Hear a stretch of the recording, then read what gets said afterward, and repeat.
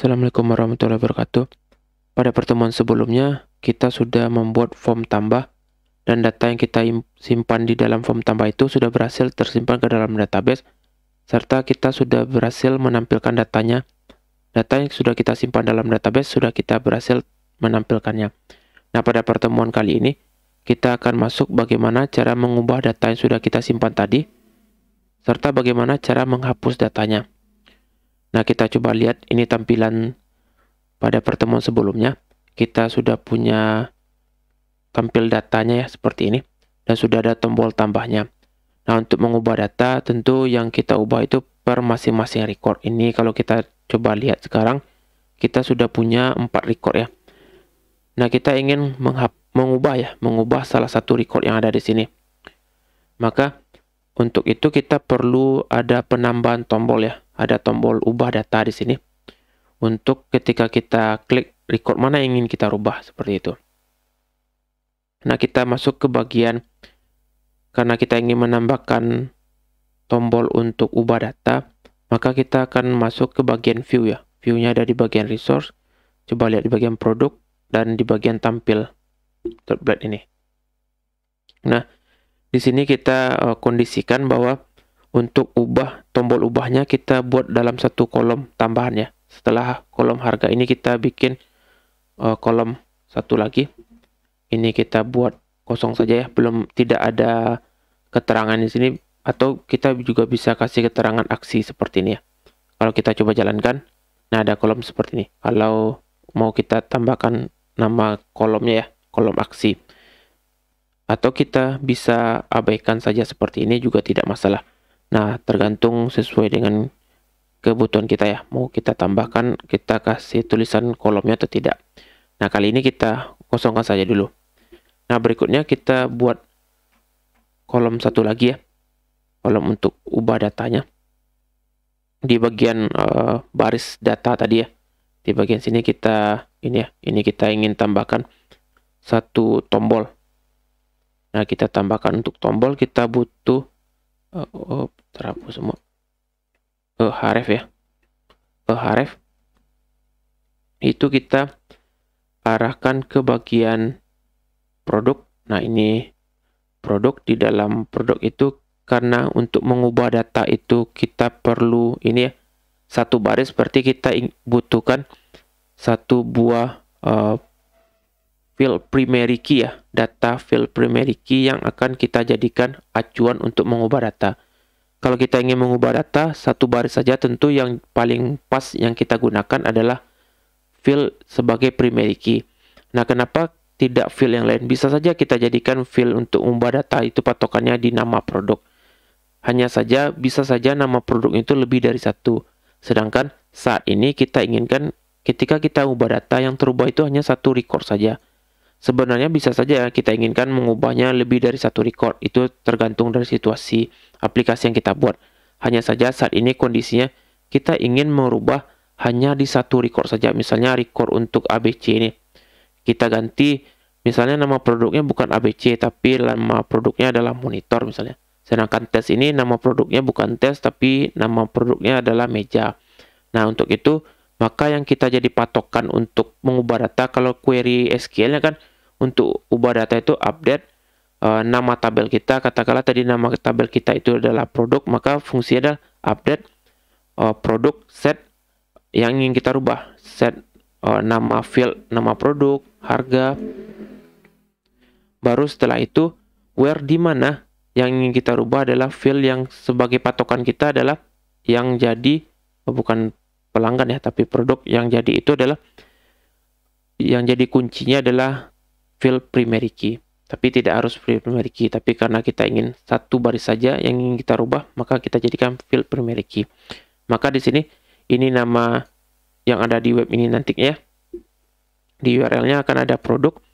Setelah itu, ini kita panggil string baris. Yang jadi primary key adalah produk. Field produk. Sini produk. Nah, tulis edit di sini. Nama fungsi yang kita panggil adalah fungsi edit nantinya.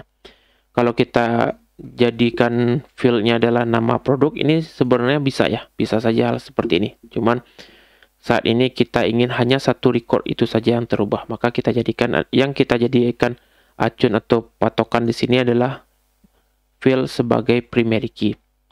Nah, berikutnya kita kasih tulisan di sini edit ya, edit, dan jangan lupa tutup A-nya. Nah, kalau kita coba jalankan, nah sudah ada edit ya, tulisan edit di sini.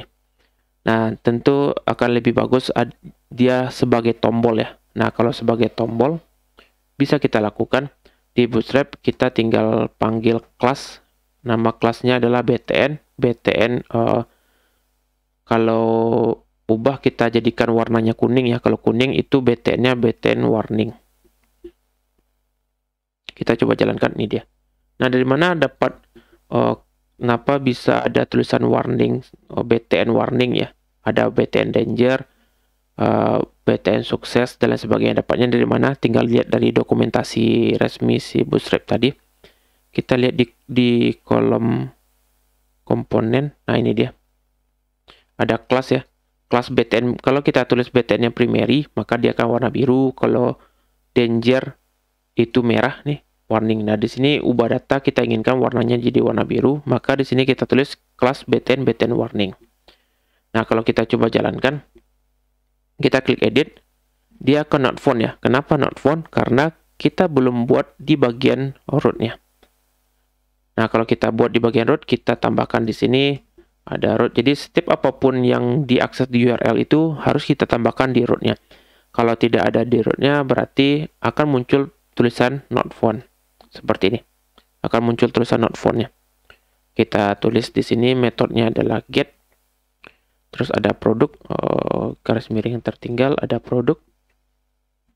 Terus di sini kita kasih ID nih yang kita ingin lewatkan. Ada edit. Terus kita panggil controllernya adalah produk controller dan kelas. Untuk ubah data itu form pemanggilannya adalah edit. Jadi kita letakkan di fungsi bernama edit. Kita masuk ke bagian app, http, controller, terus di bagian produk. Nah, apakah harus di bagian fungsi edit namanya di controller? Sebenarnya tidak harus edit, tapi nanti akan kita lihat kenapa kita harus buat yang edit, create, store, dan index. Nah, kita coba tambahkan di sini. Di bagian edit, nah kita buat pemanggilan bagian edit ya, bukan show tapi di edit. Data, terus ada produk, where. Nah, di sini. Nah, karena ini ya, karena yang kita panggil itu primary key kita itu bukan ID, maka kita tidak bisa menggunakan fungsi find ya untuk query kita, tapi kita pakai fungsi first. Karena field yang jadi primary kita, nama fieldnya bukan ID, tapi nama field kita adalah ID, bukan KD produk ya, bukan ID. Kalau ID nanti bisa kita tuliskan find query yang berbeda ya, perintah yang berbeda, find seperti ini. Tapi karena fieldnya berbeda, bukan ID namanya, maka kita tidak bisa pakai find, tapi kita pakai first. Nah, di sini yang jadi patokan, karena kita inginkan adalah memiliki fieldnya kode produk, maka kita letakkan kode produk di sini. Ini nama field kita. Kalau kita inginkan nama produk bagaimana? Ya boleh saja kita ganti jadi nm produk seperti ini.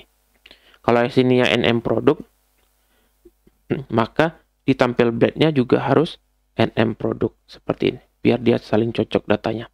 Tapi karena kita inginkan adalah ID kode produk, maka di bagian where-nya juga harus kita tulis KD produk seperti ini. Nah, ini ID ini. ID ini dapat dari mana? Kan di sini kita kirimkan ya data ID-nya.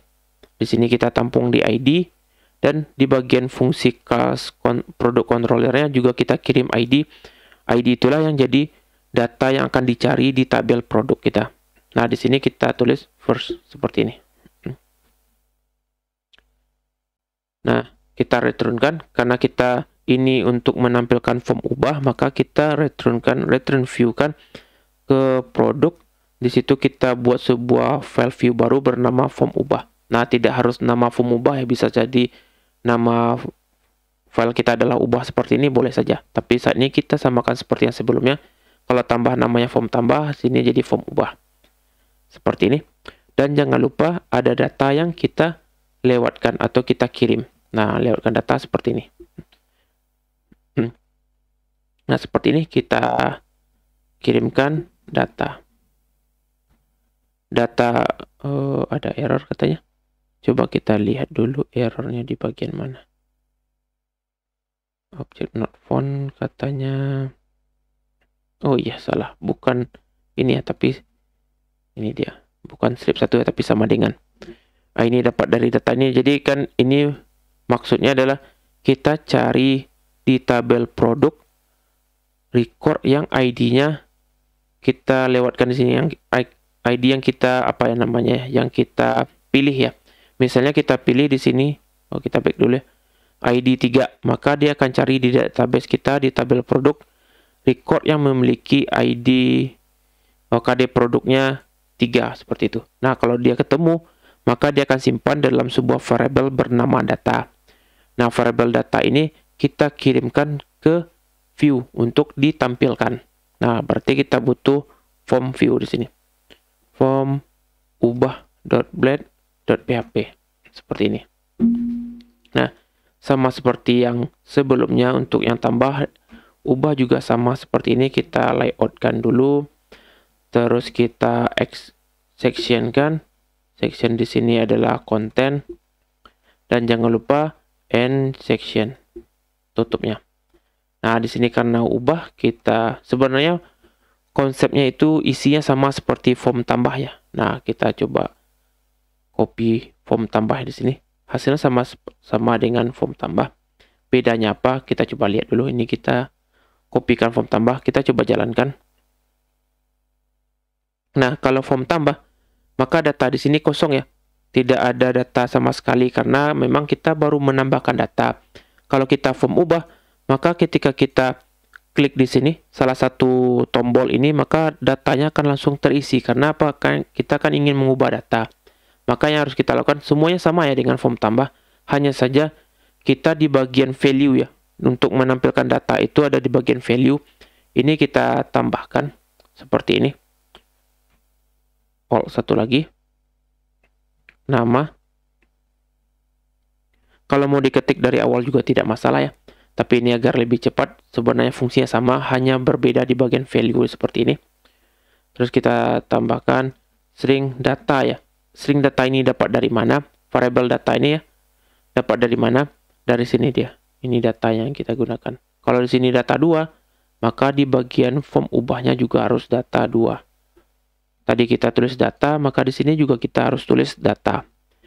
Nah, data yang kita pakai di sini adalah nama produk. Nah, berarti di sini yang kita butuhkan ingin tampil adalah data dari field NM produk seperti ini. Kita coba jalankan. Nah, sudah muncul ya, tes. Nah, harga belum ya? Harga juga kita lakukan hal yang sama. Kita tuliskan di sini all ya. All di sini adalah harga. Terus kita data harga produk. Kita coba jalankan. Nah, sudah ada harga produknya. Yang berikutnya apa? Yang berikutnya kita lakukan adalah di bagian fungsi form ini. Ini kita tambahkan satu lagi, kita kirimkan data seperti ini. KD produk. Dia ubah berdasarkan field ini. Jangan sampai salah, seperti ini dia. Nah, yang lainnya sama, tidak ada perubahan. Kita close. Nah, berikutnya apa? Kita harus tambahkan satu lagi di bagian root-nya ini untuk menyimpan data hasil ubahan yang kita sudah lakukan. Ini kan kita ubah data nih. Tentu kita ingin menyimpan perubahan itu di database. Maka kita lakukan adalah di bagian root ini. Kita tambahkan fungsi post di sini. Ada produk. Jangan lupa garis miringnya produk. Terus kita butuhkan di sini adalah ID. Dan kita tambahkan pemanggilan controller. Salah, controller ya. Seperti ini. kelas. Nah, fungsi yang kita panggil adalah fungsi update. Seperti ini, jangan lupa titik koma di belakangnya. Nah, di bagian controllernya, di bagian ini ya, update. Nah, kita juga harus lakukan perubahan. Sebenarnya fungsinya sama seperti di bagian store ya, penyimpan data. Di bagian update juga kita copy dulu seperti ini. Yang berubah apa? Yang berubah di bagian data ini. Ini kita ganti. Ini jadi data ya, kita hapus tadi data. Terus kita kasih produk, kita where-kan KD produk. Diubah berdasarkan field KD produk ID. First seperti ini. Nah, ini dia. Lakukan perubahan data. Kalau ini kan lakukan pencarian data berdasarkan field KD produk. Kalau ini lakukan perubahan data berdasarkan field KD produk. Ini dia. Yang bagian bawah ini sama, yang karena kita ingin boleh perubahan berdasarkan nama sama harga produk, maka ini bisa kita lakukan perubahan seperti itu. Atau misalnya kita hanya memperbolehkan mengubah nama, maka di bagian harga kita bisa hapus misalnya seperti ini. Ini juga kita hapus. Nah, berarti ketika mengubah data, yang tersimpan hanya bagian nama saja seperti itu. Karena kita inginkan kedua bagian ini bisa terubah juga di database, maka kita buat juga ini bisa tersimpan nama produk dan harga produk.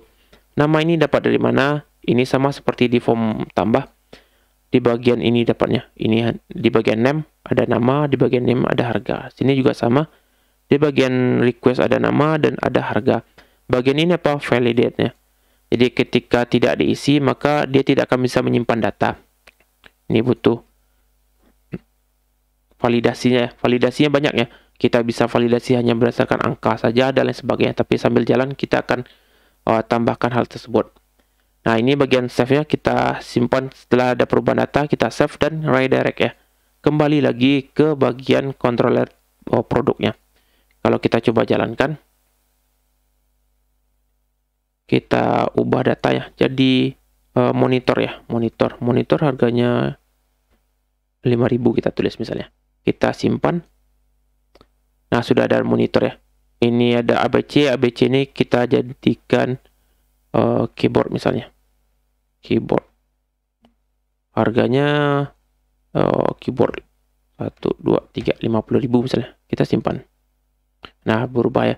Kalau kita edit, kalau kita kembali, tombol kembali di sini, dia kembali lagi.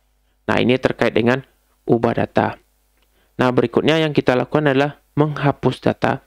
Menghapus data berarti kita butuh tombol satu lagi, tombol untuk hapus data. Nah, untuk tombol hapus data, kita back di hapus tambah ini, kita sembunyikan dulu. Kita fokus ke bagian tampil data kembali.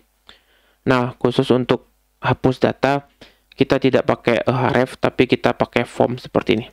Form action sama seperti tambah data ya. Form action, sini kita aksinya ke bagian produk seperti ini. Sama seperti yang di atasnya, baris. Acuan kita adalah primary key tadi. Nah, seperti ini. Metodenya jangan lupa, metode yang kita gunakan adalah metode post. Seperti ini. Nah, berikutnya jangan lupa CSRF untuk pelindung kita. Metode di sini yang kita pakai metodenya adalah metode delete seperti ini. Nah, kita buat sebuah button lah ya, button class agar terlihat tombolnya. BTN danger. Apakah harus pakai button seperti ini? Tidak harus ya. Ini saat ini kita pakai button saja. Cuma yang jadi intinya adalah di bagian ini ya, dan tutup form ya. Nah, ini hanya sebagai mempermudah kita atau ingin menampilkan dalam bentuk apa tombol yang kita inginkan. Yang muncul hapus ya. Kalau kita klik hapus, belum ada apa-apa aksinya di situ. Nah, kita lanjut lagi. Ini bagian tombol ya. Tombolnya sudah muncul di sini. Ini dia. Nanti tombol ini bisa kita ganti jadi icon dan lain sebagainya. Icon untuk tong sampah misalnya. Icon untuk edit ini, icon yang muncul kita ganti jadi pensil, bisa saja seperti itu nantinya. Tapi sekarang kita fokus dulu coding untuk ubah datanya. dan hapus. Berikutnya di bagian rootnya kita juga tambahkan ada root, delete seperti ini. Terus sama ya, produk, ada ID juga yang kita kirimkan atau kita lewatkan. Terus ada kutipnya kan Pak, produk controller juga, produk controller, situ ada kelas. Dan nah, untuk hapusnya kita pakai fungsi bernama destroy seperti ini. Destroy. Nah, berarti di bagian controller, di bagian destroy-nya kita tambahkan produk seperti ini. Produk where di sini berdasarkan KD produk ya. Setelah itu ada ID dan kita pakai adalah delete lagi. Nah, kembali lagi return-nya sama seperti yang ubah dan hapus. Ubah dan tambah ya, bukan hapus. Nah, ini dia. Kalau kita coba jalankan, kita klik hapus. Nah, dia sudah terhapus datanya. Seperti itu. Nah, berikutnya ini kan di bagian web.php-nya ya, rootnya ini cukup banyak yang kita lakukan ya. Untuk tambah data, kita bikin satu lagi, produk, ubah, hapus. Cukup banyak. Ini baru satu menu ya. Kalau kita punya banyak menu nih, berarti setidaknya ada 1, 2, 3, 4, 5, 6. Ada 6 yang harus kita tambahkan di bagian web.php ini. Nah, Laravel sudah menyediakan yang namanya resource controller. Nah, jadi kalau kita menggunakan fungsi yang seperti ini ya, nama fungsinya untuk menampilkan data adalah index, create untuk form, store untuk menyimpan data, edit untuk menampilkan form ubah, update untuk menyimpan hasil ubahan, destroy untuk menghapus data. Maka kalau fungsi-fungsi ini yang kita gunakan di bagian controller, maka di bagian root ini tidak perlu banyak yang kita lakukan. Jadi kita bisa sembunyikan dulu misalnya ini ya. Kita sembunyikan dulu perintah yang banyak ini. Jadi kita cukup pakai root resource seperti ini. Namanya adalah produk. Nah, ini nama controller kita adalah produk controller. Nah, kalau kita coba jalankan, nah ini seperti ini ya, kita coba jalankan. Tidak terjadi perubahan apa-apa. Kita ubah data, misalnya adalah kulkas misalnya. Kulkas harganya 1.015.000 misalnya. Kita simpan. Bisa berhasil simpan. Kalau kita tambah data lagi, kita kembali juga bisa. Kita edit jadi 25.000 misalnya, kita simpan. Ada kesalahan di sini. Kita coba lihat. Harusnya tidak ada ini ya, kerusakan. Kita coba lihat nanti. Hapus. Kalau hapus tadi ubah ada kesalahannya. Ubahnya ada masalah di situ. Kalau kita coba lihat hapus, hapusnya sudah berhasil. Nah, kita coba lihat tadi. Semuanya berjalan dengan lancar ya, kecuali tadi bagian edit. Kalau kita coba lihat edit, ada kesalahan di sini. Kita coba lihat form ubah kita tadi lagi. Di bagian form ubah, nah kita harus tambahkan ini ya. Harus tambahkan, coba kita lihat di bagian form tampil ya.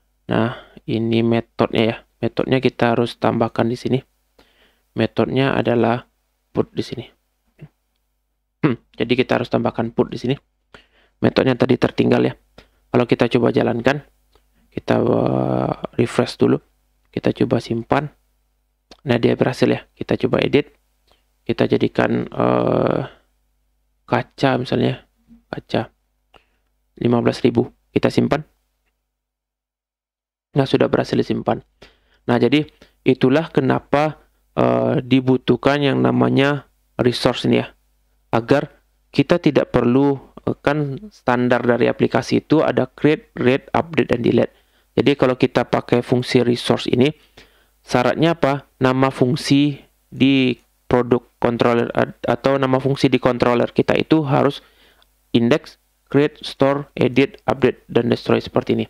Kalau kita coba lihat di dokumentasinya di Laravel, seperti ini dia. Ada root resource-nya, ini dia aksinya ya. Ada index itu untuk menampilkan data, menambah form tambahnya. Ini fungsinya juga terlihat di sini. Ini store, show, edit, update, dan destroy, seperti itu. Tapi kalau kita ingin nama fungsi yang berbeda, maka kita tidak bisa pakai resource di sini, tapi kita bisa pakai fungsi yang satu persatu seperti tadi. Untuk mengubah data, kita pakai fungsi yang berbeda misalnya. Boleh saja tidak create, tapi tambah data misalnya. Di sini kita ganti jadi tambah nih. Tambah data, boleh saja. Tapi kita tidak bisa pakai resource di sini. Maka kita harus mengentrikan satu persatu seperti ini. Jadi, agar memudahkan pekerjaan kita, maka kita ikuti aturan dari si Laravel tadi. Menggunakan controller resource. Ada edit, create, store, edit, create, store, edit, update, dan destroy, seperti itu. Dan untuk kedepannya, kita juga akan pakai resource seperti ini. Jadi, tidak perlu buat root yang banyak-banyak seperti ini. Cukup satu root ini saja, root resource, maka semuanya sudah dihandle oleh si Laravel-nya. Jadi, untuk pertemuan kali ini, kita membahas terkait dengan ubah dan hapus data. Sekian dulu pertemuan kita hari ini. Sampai ketemu lagi minggu depan. Assalamualaikum warahmatullahi wabarakatuh.